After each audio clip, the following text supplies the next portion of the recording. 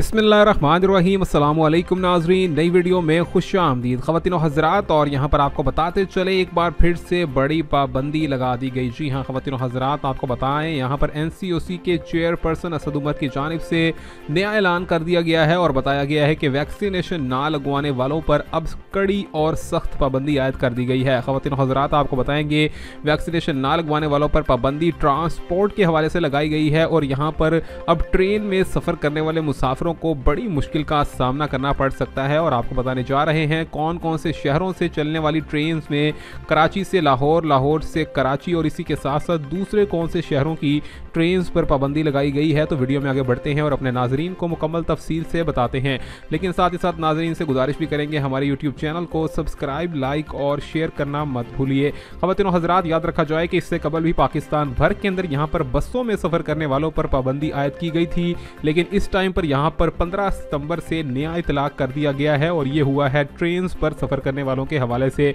यानी कि अगर अब आप लोग रेलवे पर सफ़र करते हैं या फिर आपका ताल्लुक किसी ऐसे इदारे से है जहां से आपका आना जाना रेलवे पर लाजमी होता है अंदरूनी मुल्क में, तो आपके लिए बहुत ही सख्त पाबंदी है। अब आप वैक्सीनेशन के बगैर कतई तौर पर सफ़र नहीं कर सकेंगे। नया नोटिफिकेशन आ चुका है और यह बताया गया है कि अब वैक्सीनेशन लगवाने वालों को ही सिर्फ टिकट दी जाएगी। तो जी हाँ, अब ये नारा चल रहा है टिकट कराने के लिए वैक्सीनेशन लगवाना लाजमी है। तो जी हाँ ख़वातीन और हज़रात, इस हवाले से आपकी भी क्या राय है कमेंट्स में ज़रूर बताइएगा। हुकूमत के इस इक़दाम पर आपका क्या कहना है? क्या ये लोगों के लिए दुश्वारी है या फिर हुकूमत ने लोगों का फ़ायदा करने के लिए ऐसा सख्त इक़दाम उठाया है? इस हवाले से अपनी राय कमेंट्स में आगाह करना ज़रूर मत भूलिएगा। मिलेंगे नई वीडियो में, तब तक के लिए अल्लाह हाफिज़।